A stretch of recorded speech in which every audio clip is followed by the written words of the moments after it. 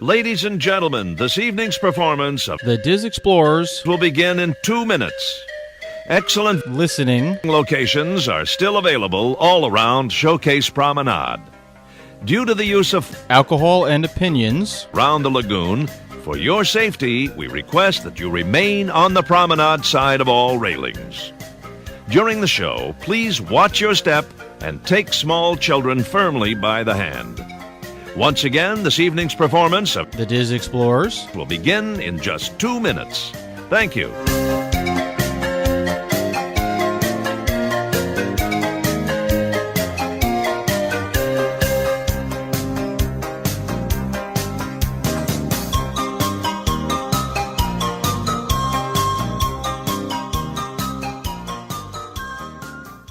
All right, you pitiful, soft-bellied, sad sacks, eyes, run and listen up. I'm your commanding officer, General Knowledge. Hello, and welcome to another episode of the Diz Explorers podcast, where each week we explore the different avenues of the great Disney universe.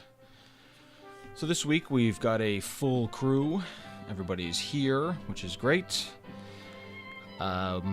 We hope you enjoyed last week's episode on Milford's recap of his cruise. If you haven't listened to it yet, I'll give you a synopsis. He drank a lot and ran around chasing Star Wars characters all over the boat with a half-empty glass of bourbon. Or a half-full glass of bourbon, as the case may be. You never know. So don't think I'm the only one that misbehaves on this podcast. There are others. Oh, yes, there are others. Melanie was partying so hard last week she can barely talk this week. I'm gonna spread rumors about everybody. Especially those who can't defend themselves. That's right. Adrianne's the only one I know that was behaving. Because it's true. That's because I was sick. So she went from being sick to rearranging her house. So what'd I do? And Jessica's young and having fun all the time, so I know she's out causing mischief in some royal way. Some royal way. Royal That's mischief. A lot of pressure. Yeah. Well, hey. Okay, so before this gets any worse, this week, interesting topic we're going to chat about. We're going to talk about how it is, or if it even applies to you, but about being the Disney person.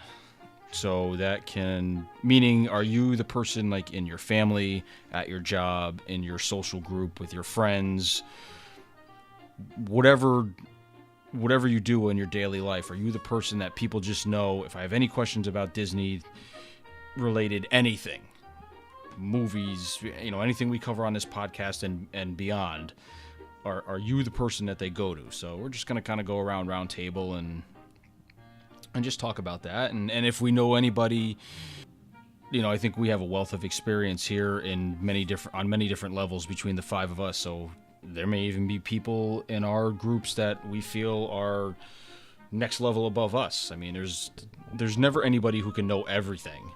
Everybody kind of has their strong suits here and there, and there's people that have a general idea of a lot of things. But so I don't know. So we're gonna go around and see what's what. So let's start with Adrianne, because her name begins with A. All right, so I'm definitely the Disney person in my family, but I'm still kind of new to it because, my complete Disney World obsession didn't start really until like 2012. So I'm only like 5 or 6 years into it. And my sister's right there with me, and she and I have I would say an equal amount of Disney obsession. My aunt tries, but she's not quite there yet.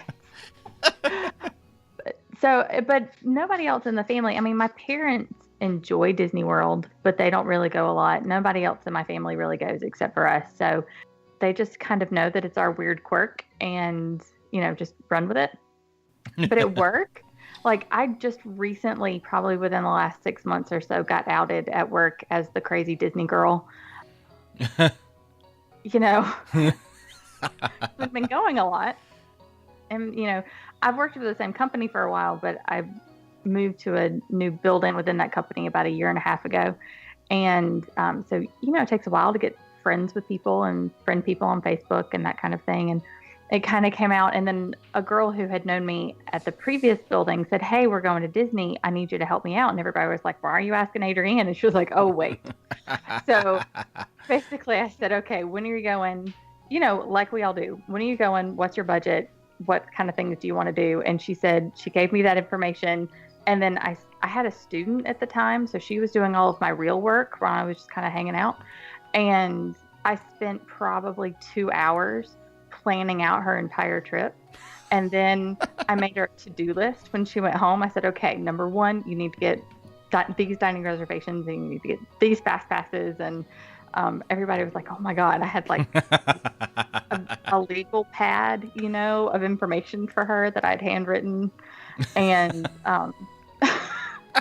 and they were like, "Oh crap, you're kind of serious about this Disney thing." And I'm like, "Yes, it's serious."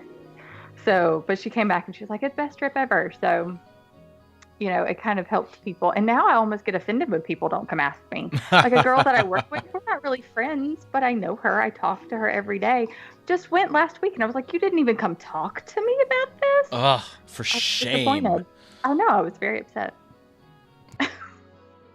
Yeah, but I mean, I don't know about you guys, but I don't let it out that often because I think I am at a level of Disney crazy that most people don't attain to.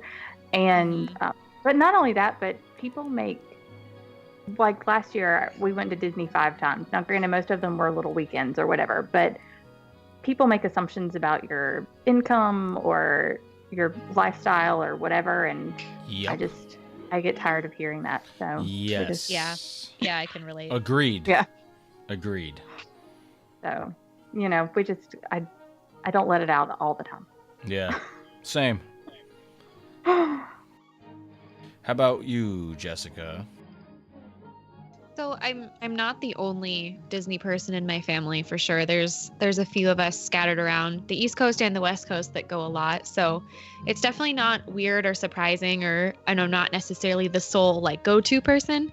But at work, I agree with what Adrianne said. It's really not something that I necessarily advertise or am super forthcoming with to people that I don't know, especially because I don't want them to think I'm crazy. Before, I don't know, a lot of people have weird assumptions about Disney, and then when adults like it, I know people kind of do snap judgments, I found. So I kind of wait and suss it out, and if they're not a super judgmental person and they seem kind of encouraging, I'll be like, "Yeah, and this is what I like to do." And on top of that, I blog about it and podcast about it. And so just kind of slowly add layers to my obsession, I guess.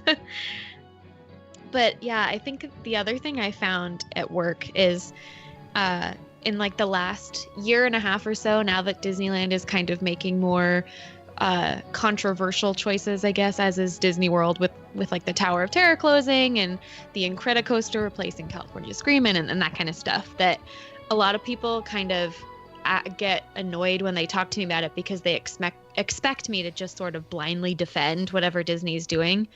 And I think sometimes that can be kind of an awkward conversation because they almost come into it frustrated or annoyed as if you have something to do with it.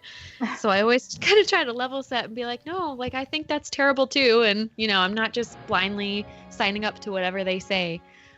It's been a strange, and it's kind of like that on Twitter too, where people are just kind of aggressive about it, which you guys have all experienced. But yeah.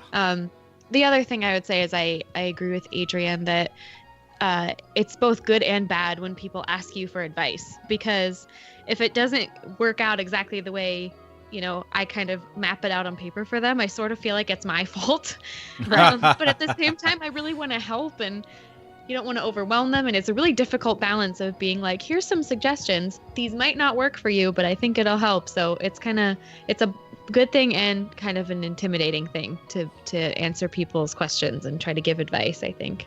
It must be worse for Disney World because there's so many more days to a trip. I mean, most people around here, when they go to Disneyland, go for 1 day, maybe 2. So it's much easier to say, prioritize these couple things and then see what you can get to. But I can't imagine doing that for a week or something. Oof. Yeah. I also feel bad. I don't know if y'all feel the same, but like if people see how often we go and the things that we do and whatever, and that maybe they've never been and they go on their first trip and they come back and they're like, oh my gosh, how can you do this? It's so hot. Or it's, it's so expensive and we weren't expecting to spend $5 on a Coke or whatever. And so I've kind of learned to like prep them a little bit and trying to be like, yes, I understand. These are the things that you're going to run into. So like mitigate their expectations a little bit too. Oh yeah, you definitely have to. Yeah, with one of my coworkers, they'd been before, but it had been a long time. So she was kind of asking me for pointers and stuff. And she was going on New Year's Eve day. Oh. And I was just basically trying to really politely say, good luck to you. Yeah. It's like, you have to be aware that they might hit capacity. And if that happens, here's what you need to do. And she just couldn't understand it because she's seen all these pictures of me there doing all this stuff. And I was trying to explain, I go on a Thursday and a Wednesday in February. I'm not there New Year's Eve day. So I think people kind of, because you're able to knock out so much stuff, I think people kind of think that whatever secrets you have will make them be able to do that no matter what the circumstance is. Yep. So it's kind of tough to be like, level set your expectations, Yeah, definitely, without a doubt. Because that's a lot of money to spend when it's really crowded. So. Oh, absolutely. You got that right. Mm-hmm. All right, Mel, how about you? I don't ever remember not being the Disney person. I mean, I think my first trip that I planned for other people, I was in the group as well, was my varsity volleyball trip. We went on it was our senior year, and all of the seniors on our varsity volleyball team spent the day at Disney World. And back then I lived in Central Florida, so we could go on a day trip. And I basically planned the whole day. It happened to actually be on my birthday. So woohoo! I know, right? It was a great 17th birthday. And so I know I was a baby. That was the first, time I took the helm and planned a full out Disney trip. And even though it was one day, that's what we were used to. That when we said we were going to Disney World, that meant we were going to Magic Kingdom. If we said we were going to Epcot, that meant we were going to Epcot. I don't think we ever called Magic Kingdom. We always called it Disney World. Anyway, and I've lived where I lived for the last 16 years. So any hiding I could have ever done is done. I'm out. And considering my jobs as well, I mean, I'm the editor of DCLPrepSchool.com. So in my daily life, it's all Disney cruises. I'm a travel agent with Prep School Travel. So, all of my coworkers are that Disney person. So we can, bat ideas off of each other. If we have questions, we take it to one another. So there's like a little community of knowledge that I get to draw from every day. And they're real Disney enthusiasts. So I get to share my crazy with my coworkers on the daily. So, I've always been that Disney person, whether it's at the baseball field because I have a most awesome Minnie Mouse purse that my sister got me for Christmas. Or whether it's just, hey, are y'all going on a Disney cruise?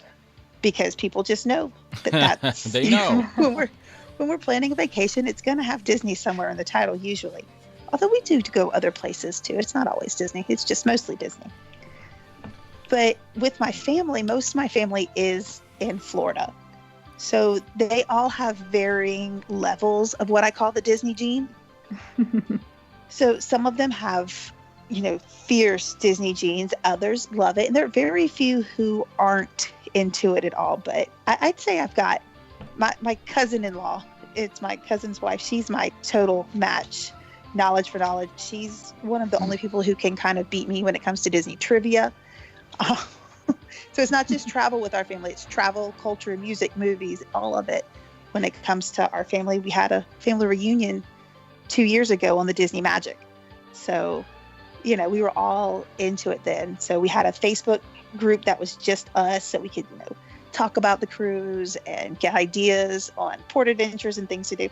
So in my community, I am that Disney person, but they do come to you. They're like, hey, we're going to Disney World. This is when we're going. What should we expect? And luckily I have that knowledge base of Disney World and Disney Cruise Line, so I can let them know what to expect. So if they say, hey, Mel, we want to cruise, when should we? I can engage in that conversation with them because I have that knowledge base, so I can figure out, okay, how long do they want to go? How much do they want to spend? Is pulling the kids out of school even an option for them? Luckily, around our area, most of the public schools operate on a year-round calendar.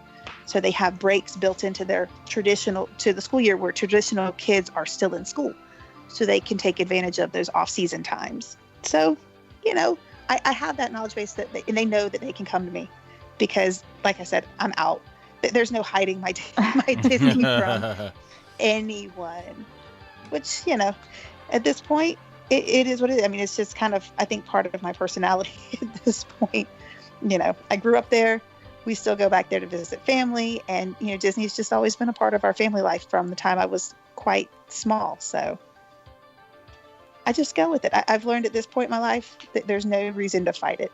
No reason at all. Yep. You got that right. Okay. That works. How about you, Milford? Well, I was kind of a late starter for Disney. I didn't start going until I was almost 30 years old.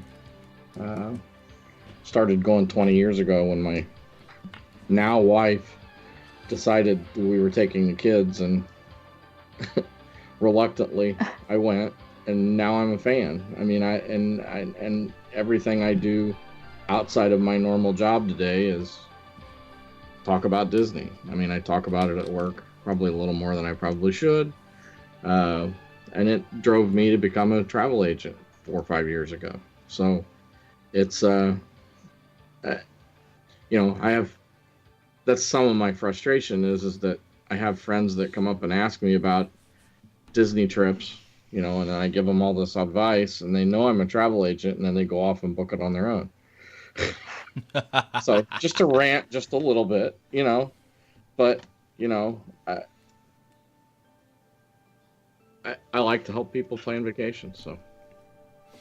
Need to charge people for the consultation fee. Be like, yeah, I'll tell you about Disney. It's going to cost you $10 a minute.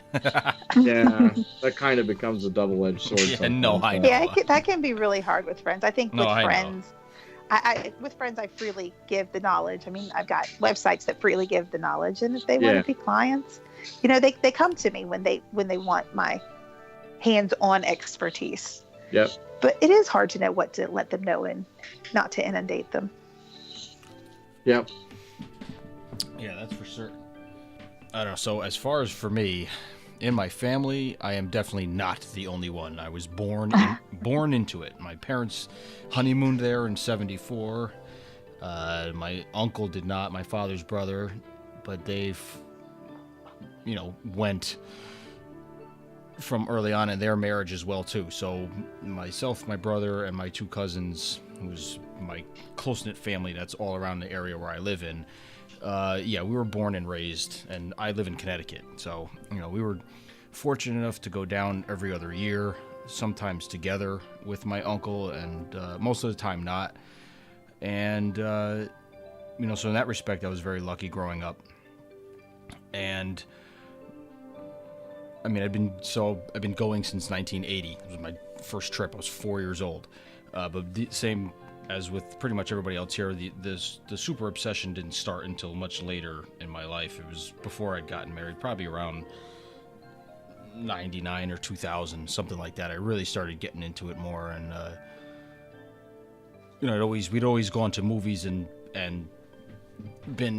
I'd always kind of collected things from the parks and souvenirs, so I always had that aspect of it, but it didn't become a part of daily life probably until almost 20 years ago for me as well.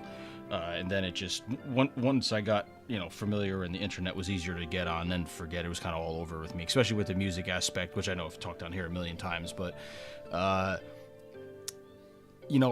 don't know how many people would call my parents or my brother or anybody else to have questions about traveling to Disney. I know my mother's more active, kind of like I am, on social media with stuff. I know she belongs to a couple of Facebook groups and stuff of people in the same obsession as you might. I mean, my father and my uncle can rattle off anything you ask them just because they're both human calculators and sponges, but they don't go around my father doesn't go around just speaking about it. I mean, if he's asked, he'll tell you. My uncle kind of is full bore like I am. Like every day he wears a Disney shirt, and their house is pretty much looks like the inside of the Disney store. And because his wife, my aunt, is the exact same. So there's no kickback. My wife likes a little more style than just Mickey Mouse. So I had to curb my decorating. Otherwise, my house would pretty much look like the Magic Kingdom as well. I'm relegated to one room. Yeah, and same for me, as far as in my social circles, at work, they definitely know I am, just because I've talked about it, and they know. And anytime I say, hey, I need this week off for vacation, they know where I'm going, because I don't go anywhere else. I've never been anywhere else. I've never seen any other part of this country.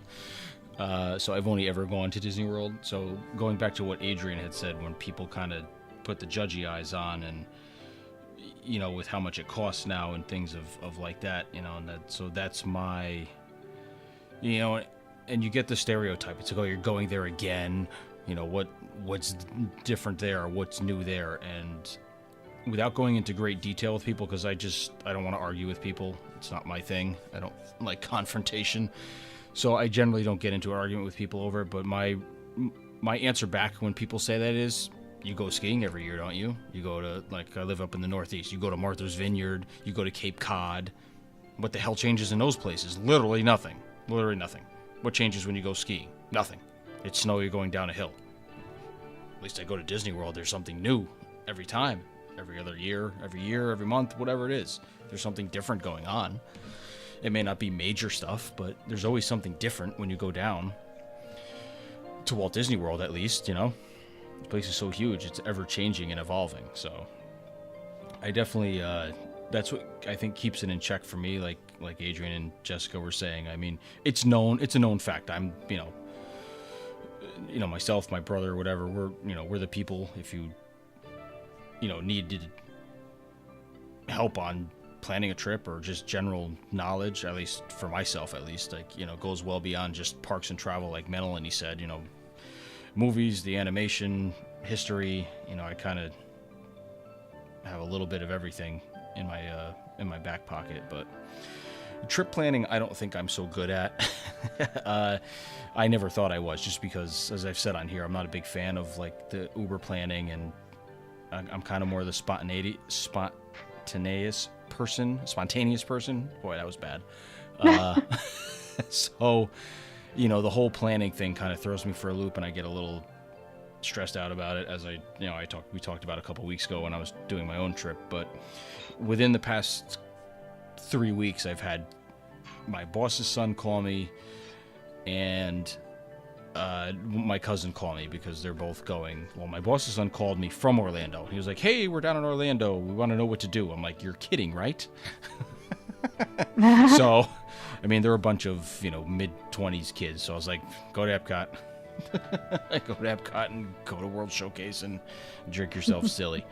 My cousin was going, and her kids are younger. They're 3 and 5. So that required a little more of me sitting down. Like, I kind of pulled an Adrianne, and I had said to her afterwards, I was almost going to call her about my trip, but then I was also almost going to call her just for some recommendations, because her kids are younger than mine. So that's kind of a little more in her wheelhouse with the age-wise. But I think I did pretty good. They're doing 4 days, and she kind of had an idea of what's going on. She'd already booked like a fast pass for Mine Train for 1 day, but she just didn't know what else to do, and some dining options and everything else. And her father's a DVC member, so they were staying on points as DVC. So I was like, well, that's half your battle right there. You're in, you got a room, you're nice.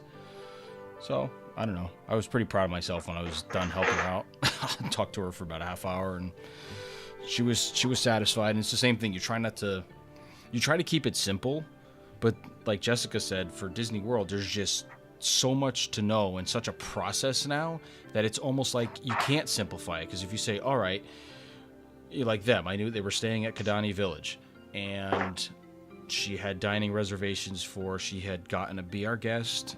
Somehow she got into Cinderella's Royal Table. And this is for late March they're going, I think.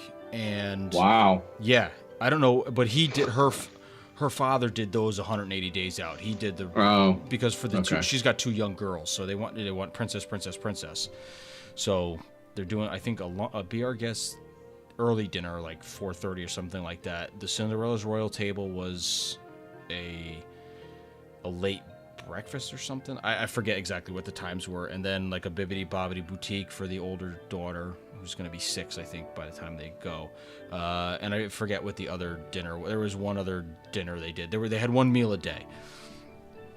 And I was like, well, I said, you got that. So now, okay, so now this makes more sense to go to this park for this. And you play the game of how much do you want to bounce around? I mean, they have park hoppers. So, it's like I said, you try to simplify it, but you can't because there's just too many moving parts. You can't just show up. I mean, you could, and I know we've touched on that here, but I don't know, I'm definitely, on the social front, I'm definitely more out there with it because I keep the people that I follow, basically just people that are like me and us, Disney people. Like, I don't go too far from that, especially on like Twitter and Instagram and things. Facebook, I haven't outed too much about my Disney stuff, except for the us that I follow on the podcast, and maybe a select few others, people that I've become friends with that are Disney people as well. But other than that, it's not a main thing on there. But I think maybe it's known about me. I just don't go crazy with it for probably the same reasons Adrianne doesn't. And it's not something I'm ashamed of. I just don't feel like explaining it to people. Yeah. That's, know what I mean? That's a good way to like, put it. Exactly. 42 years old. I don't want to have to explain why I like to go to Disney World all the time. I like it because I like it. Like I said before, it's the same reason you go skiing at the same friggin' place every year, or go to some goddamn cabin in the woods. It's the same stuff, except Disney World. Or to the lake. Yeah, it's the same thing. Or the beach. Except Disney World's better. You know what you want me to tell you?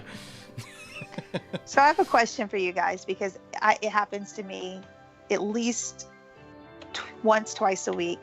You're in the store, you're at church, you're at the ballpark, and you hear people talking about Disney vacations. And usually they're saying something that isn't right, or is about to change. How do you stop yourself from jumping into it could be a stranger, it could be an acquaintance or somebody how do you stop yourself from jumping into those conversations? It's hard. It's very hard. It's hard. I want to just like, you see that gif of like the sliding into people's messages. Like, I just want to do that move where you just like take the one giant step like in a cartoon, and I'm like, whoop, excuse me. It's like that also happens a lot in the park. I was just hear someone explaining like, this is where this is, or this, and you're like, no, that's not true. It's over there. I was just gonna say the same thing, Jessica, and it may.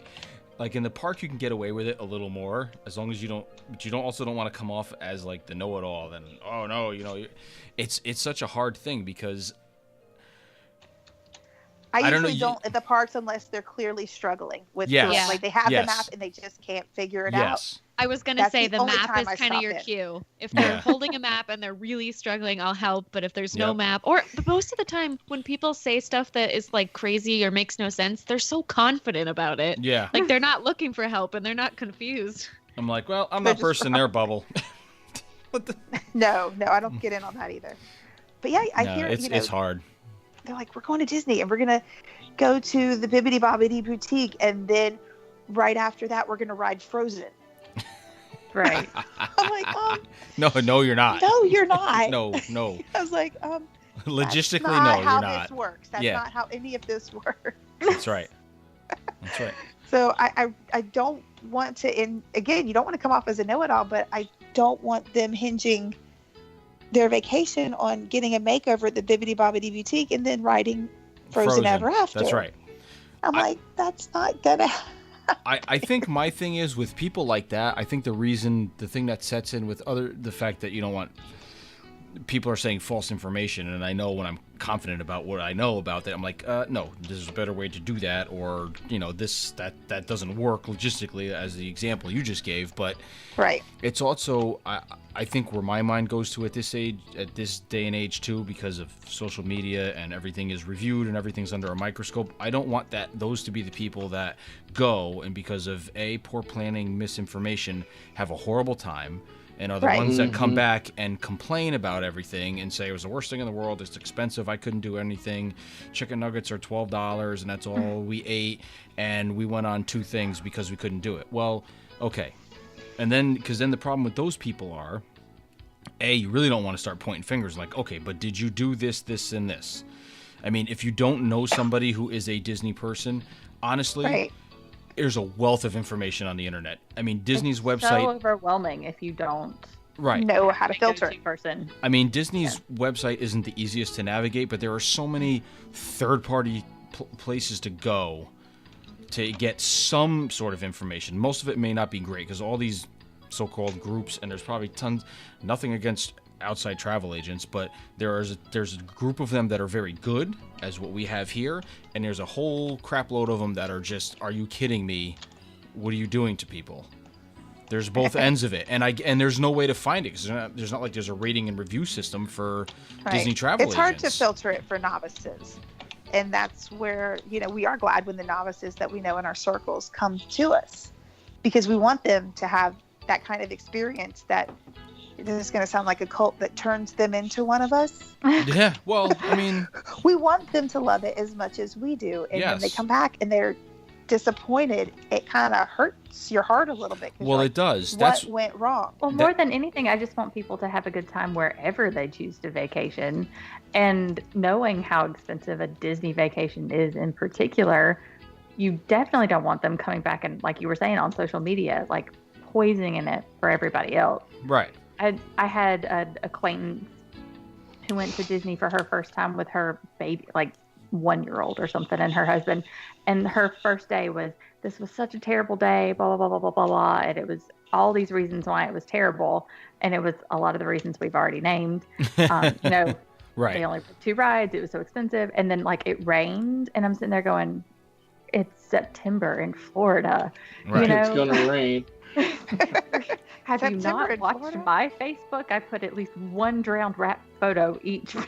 That's how Yeah. we're going to start rating Disney World weather. Yep. Yeah. And a rainy day in Disney World is Every day? It's a great day. To me, it Yeah. is. Put a poncho on and go you ride. keep going. Let everybody scatter. Exactly. Yep. Thank you very much. Totally with you. But I just, like, reading her post broke my heart a little bit because, like y'all It were saying, you is. want It's them to hard. like it as much as you do. And, like, if you had just asked me a couple of questions, Yeah. I could have helped. I know. It's honestly, to me, more hurtful than anything else when I hear people. I get it. I've gone and have had bad days and bad times with, especially when you travel with kids, because they're kids. You don't know. They're not going to do and be everything you think they're going to be. Even if you stick to your schedule and you nap them and you don't stay everything else, they're still children. And 60 days children. ago, they really wanted to ride 7 Dwarves. Exactly. But today, that Yeah. ain't happening. That's not happening. That's right. It ain't happening at all. They want to go and You they stayed want to up play in a really water late fountain. to get that fast pass. Yeah, exactly. Yeah, they don't care. They don't care. They want to stay. They want to stay in the hotel pool and run around the grass at the hotel every day. I asked my daughter, no joke, the other day, I said, Melanie, what do you want to do next time we go back to Disney World? And she said, sleep. I really like their bed. Yeah. When we were at Beach Club, my daughter spent at least 2/3 of the vacation in Stormalong Bay. Just swimming, playing. I can Pool understand volleyball. why. Oh, yeah. Love that pool. She and Yeah. my husband stayed behind at the resort so many times when I took the boys to the parks. They're like, y'all go. We're good. Yeah, I don't know. I mean, I know I've talked about in here. That was my mistake early on with my kids. I was like, no, that's not happening. I'm not staying at the hotel. I don't want to stay here. I don't care. No. So, and you can figure how that turned out by the end of every day. Right. But Do you guys have any friends or Facebook friends text you or message you while they're at the parks going, help. All the time. Honestly, no, Usually I've with not. unsolvable No. problems. Like, Exactly. Radiator Springs fast passes are out for the day. What do I do? Wait in line.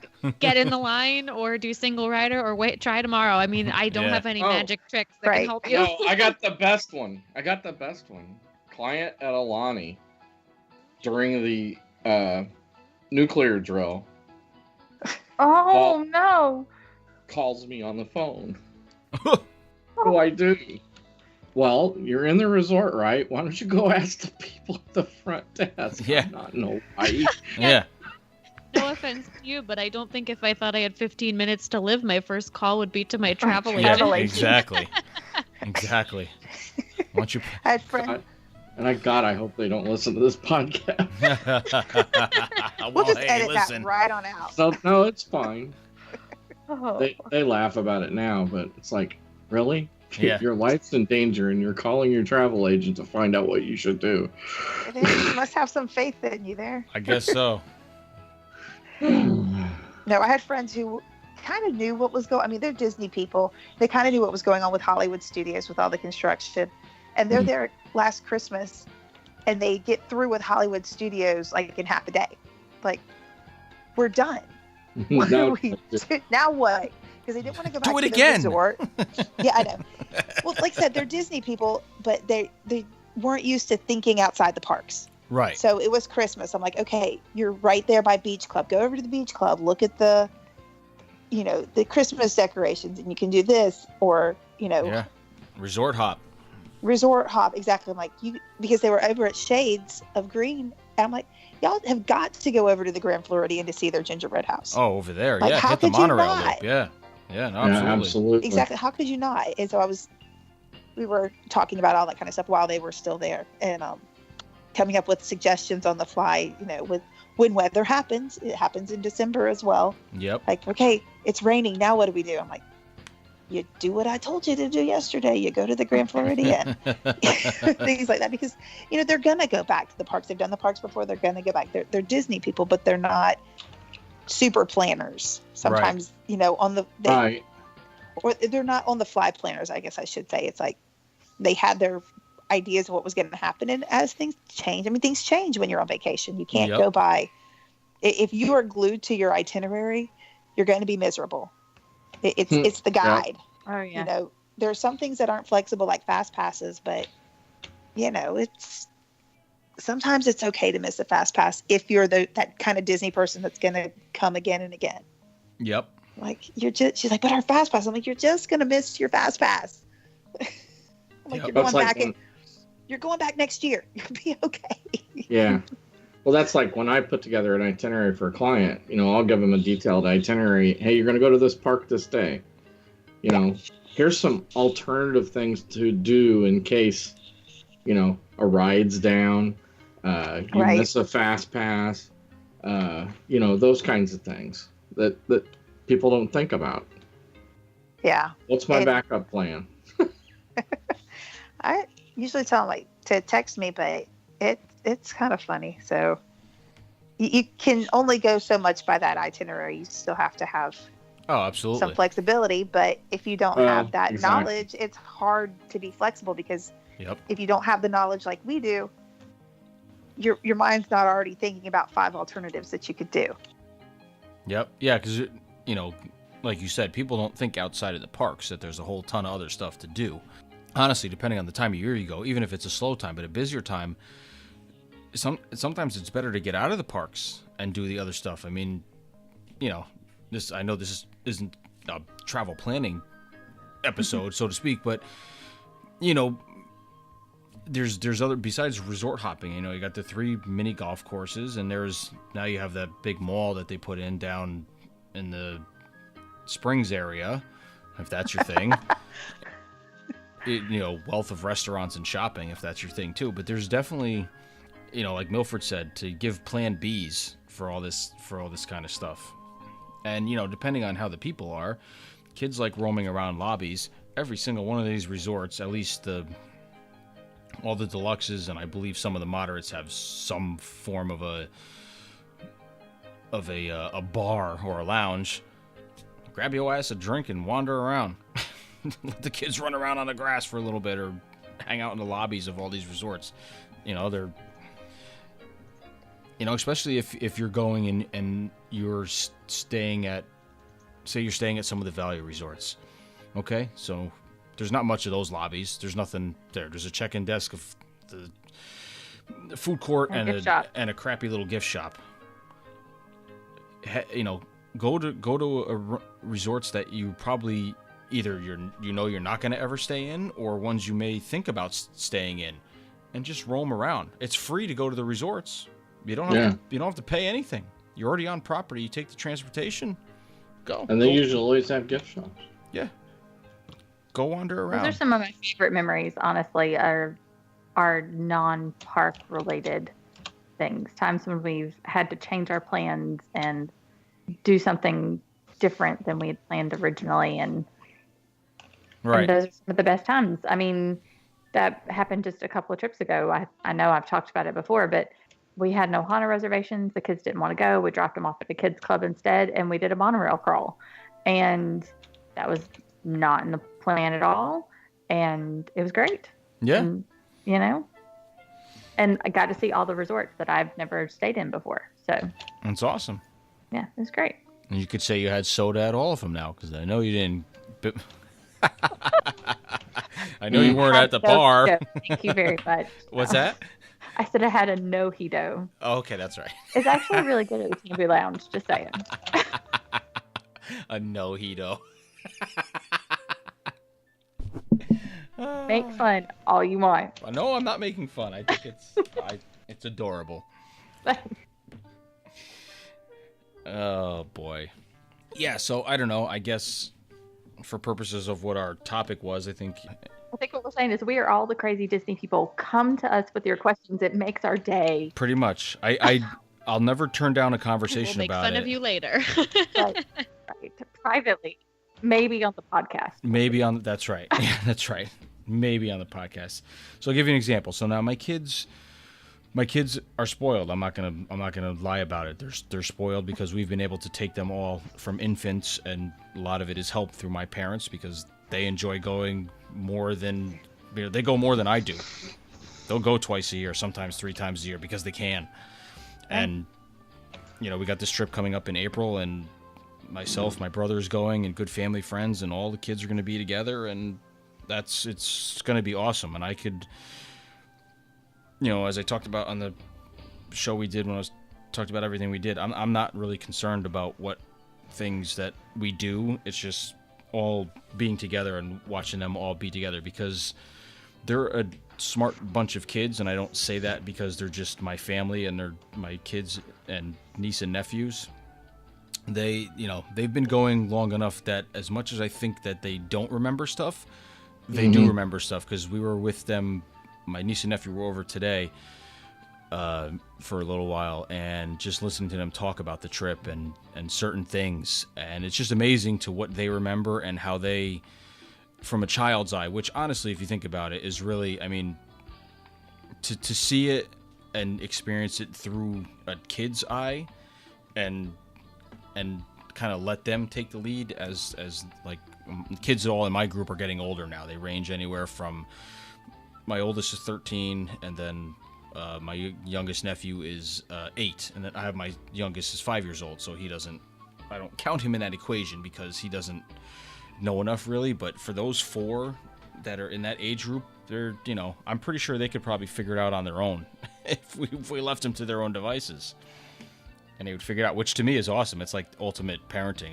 They're good. They get good grades and they're polite and stuff, but they know their Disney stuff. They can plan a Disney trip. Yeah, that's awesome right there. Hey, listen, if they know their way around the park, I'm happy about that. I'm like, oh, good. You know where this is. You know where that is. Awesome.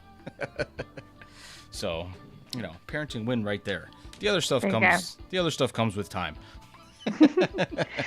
Wait till you can trust them to. Yeah, wait till you can trust them to go from the resort to the park where you are on their own, because I'm counting they wanted the to sleep in.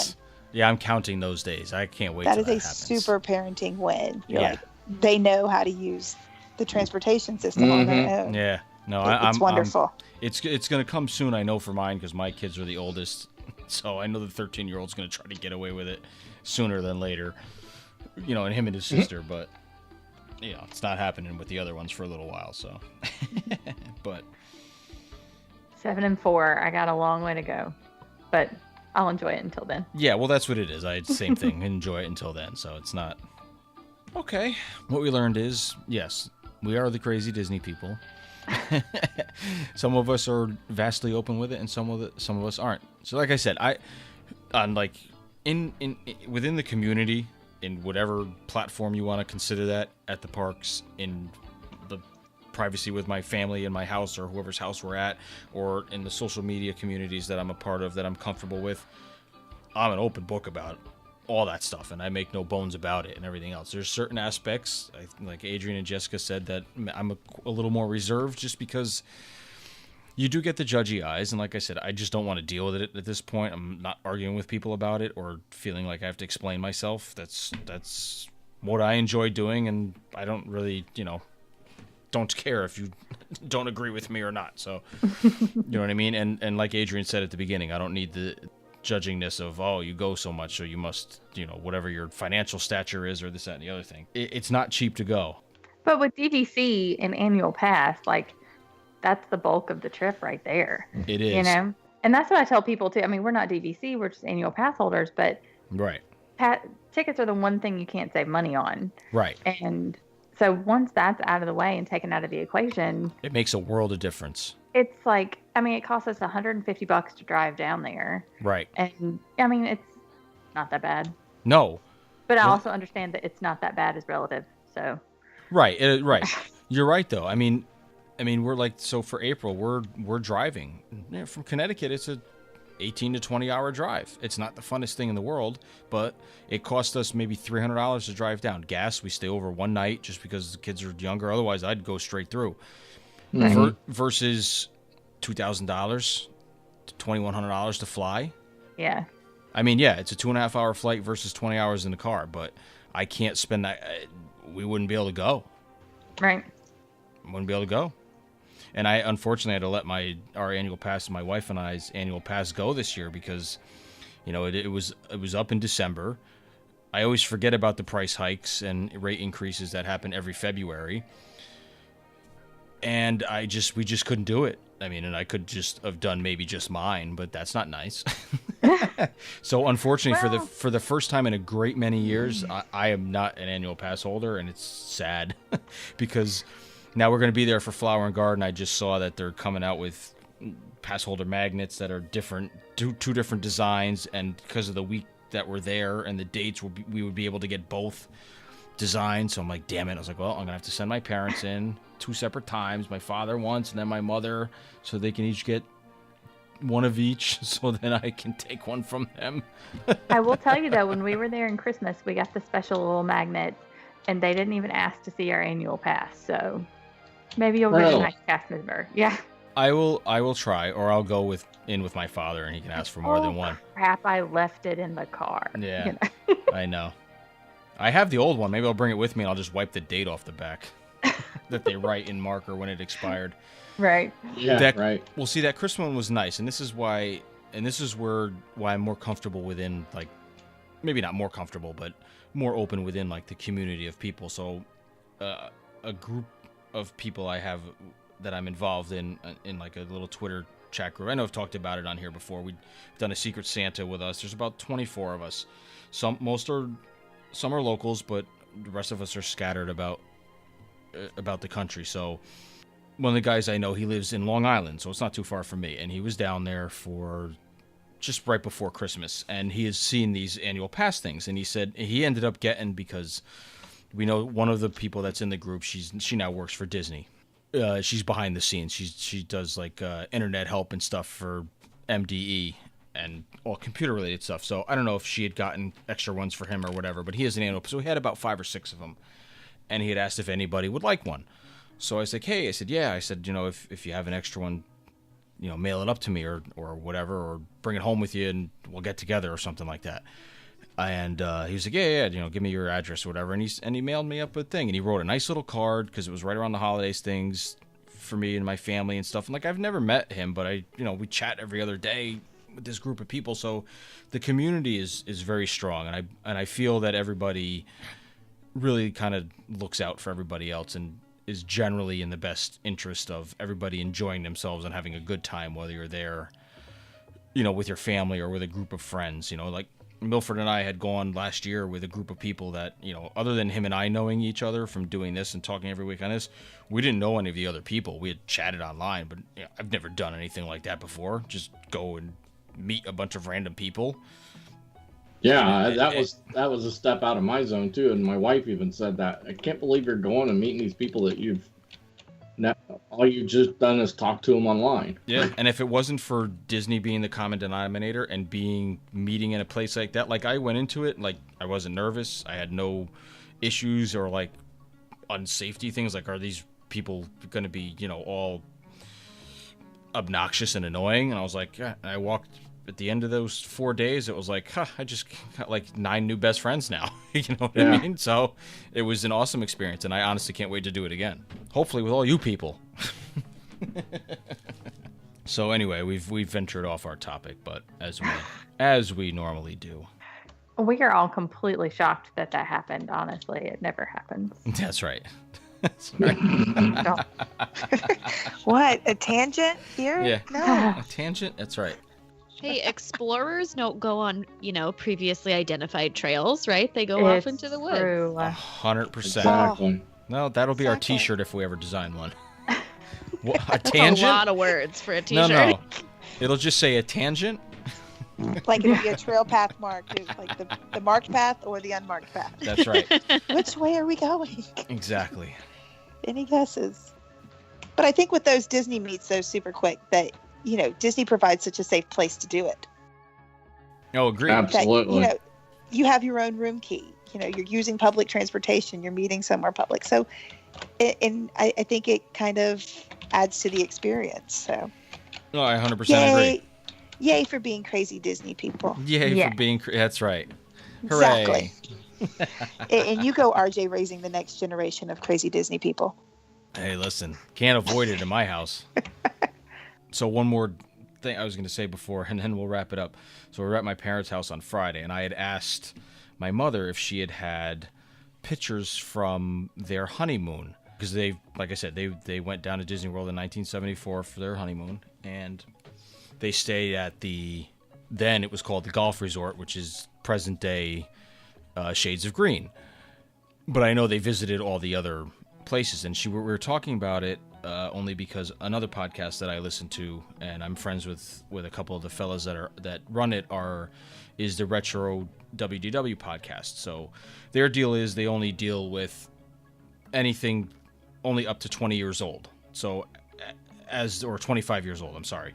So as the years go by, they're getting further and further along. But when they first started the podcast, like MGM opening date was like their cutoff, like nothing past 1989 they would discuss. So now as the years go by, they're into the 90s now. So they did 2 episodes 2 weeks in a row about the Polynesian, the history, the design, and then up to somewhat present day kind of thing. And that was fascinating to me because growing up, that's the only resort we stayed at, because that was really your only options, was the monorail loop, until some of the others came online in the 90s with all the expansion stuff. So that's the resort I know and I fell in love with. So hearing the history and everything else was great. So I knew I had a ton of pictures that I wanted to send out to those guys, because they were talking about the old lobby and the tile work and some of the artwork and the original configurations before stuff was added on, and everything just brought back like a wave of memories of being in that resort in the 80s. So I wanted to see if my parents had anything from their first trip in 74, because 3 years old, everything's brand new still. My father had all the other pictures he had either scanned into the computer off of the prints, or some of them were still on slides he had done, but he hadn't done their honeymoon yet. So he busted out the old slide projector that he has. Oh my. And yeah, we just looked at it through the preview thing. He didn't set up the one that projects onto the wall or the sheet, because I honestly don't know if they have that anyway. So it's an old little Bell and Howell unit with the Bell and Howell slides, and they had 2 cartridges of slides. So I was showing it, and my daughter was sitting and was looking at them too. And number one, the biggest thing I can say about how the parks look so different in the 70s and even the early 80s is you can see everything because all the foliage is so low. Like you can see everything from anywhere in the park. Like the Haunted Mansion, you can see the entire building because those trees, there's no awning, there's no covered queue lines. I know everybody's not into the history of the park, but if you go to their website and just look at the old photos of how the park was when it first opened, especially only Magic Kingdom, even Epcot when it first opened, just how open and vast everything was because of just stuff wasn't tall. And it gives a whole different perspective of these parks and how they were. Yep. It's really, really cool to see the stuff. And for people who just started going as a lot of us, as you guys on here, who just started going within the past 20 years, Milford and Adrianne, as in the past, I know you went growing up as well too, but like Jessica, somebody who's a West Coast person, and I know you were rich in the history of Disneyland with your blog and everything, but just to see this stuff from, it's just, to me, it just blows me away, and that's the stuff I love now, is seeing all that kind of thing. So yeah, looking at these slides was crazy. And then my mother was laughing at like the outfits and stuff that she was wearing, and she made a valid point, and then I'll be done. She's like, she said, look at the shoes that I'm wearing. She said, nobody would, they were like, I forgot what she called them. There were they're almost like wedge heel, open-toed things. She was like, because nobody wore sneakers back then. She said, you didn't wear sneakers unless you were going to play tennis. I was like, get the hell out of here. She's like, no, I'm serious. She's like, look at your father's shoes. He's got almost like kind of dress shoe boot type things on. She's like, that's what you wore. She said, you didn't realize you were it was only the Magic Kingdom, so we were walking, but it wasn't like it was today. She's like, people didn't wear sneakers when they left the house. That's just not how people dressed. I'm like, I just can't picture that. She was like, look at all the people around in all the pictures. Nobody has a pair of sneakers on. I'm like, oh, crap, you're right. So it's just funny, the mindset. Like now, it's like I see people in the park with flip-flops. I'm like, you people are out of your mind. I don't know how they do it. I did it once, and I had such blisters on my feet. I was like, the hell, I need a nice pair of shoes, walking shoes. Anyway. All I wear are flip-flops. Really? I can't do it. My buddy does. Really? My buddy does too. Sometimes I do the cheap, like $2 Old Navy ones. Oh man. I have like a nice pair of those reef ones, and I couldn't do it. But you have to remember, I'm Southern. I have tough feet. We were barefoot all the time down here. Well, I am too up here for the most part. I got a blister like right on my big toe, like on the bottom. Other than that, I was fine, but I was like, maybe because it rained and they were wet. I don't know. I had some fantastic, comfy clearance flip-flops that were wonderful because they were all like that smushy foam. Yeah. Maybe it is a Southern thing. We like our flip-flops or Crocs. Yeah, no, I do too. I hate wearing full footwear. I mean, it doesn't bother me because I'm used to it, but I just, I was so uncomfortable the whole next day after that I was like, I guess I'm never doing that again. So, anyway, you live and you learn. All right. With that, we're going to wrap this up. So we thank you all for listening, all our crazy Disney fans, and we hope that everybody that listens to this is the person in their family. And if you're not, we hope you have one of those other people in your family. If you would like to become that person in your family, then we can certainly help you jump down that rabbit hole. Yes. Just drop us a line, it's fun and we down will. Here, just saying. That's right. Yeah. We have Mickey ears. We have Dole Whips. Mickey pretzel. We have Dole Whips. We have Dole Whips. Yes, and for the Some adults, of the dark side. there's many Yes. libations. It's not only for kids. Small World is fun after a couple of Lapu Lapus.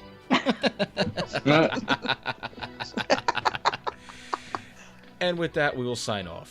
Thank you, everybody. We'll talk to you next week.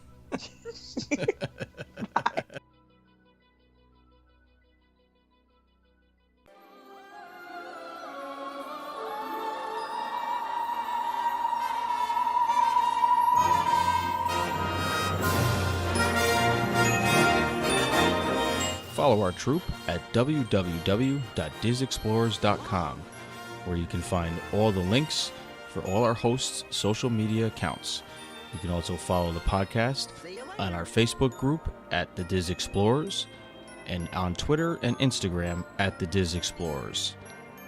You can download this podcast on iTunes, Google Play, Podbean, TuneIn Radio, Stitcher Radio, and also on YouTube. Thanks for listening.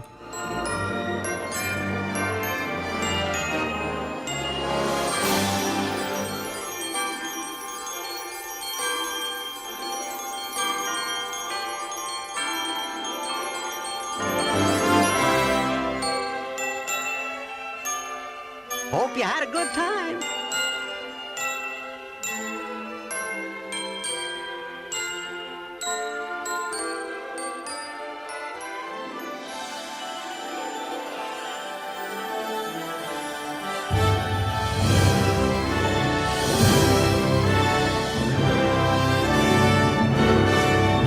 So long from Jiminy Cricket and Spectro Magic. Hey, you gold bricks, this ain't a spectator sport. Where do you think you are, Disney World? Get your strollers in line and hustle on the double. Move it, move it, move it!